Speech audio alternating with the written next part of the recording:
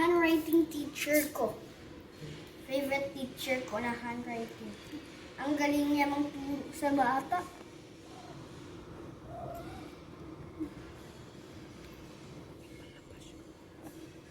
Ganyan yan. Nakikita ko. Hi. Or hello. Kayo na. Huwag mo daw siya istorbohin, matutulog siya. Okay. Hindi yan nakakatulog pag nasa sahig.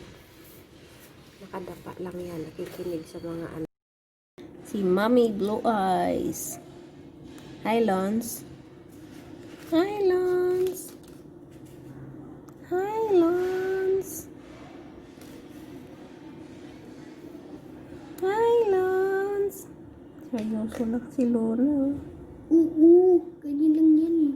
Seryoso lang si Lola. Ang bait-bait ni Lola.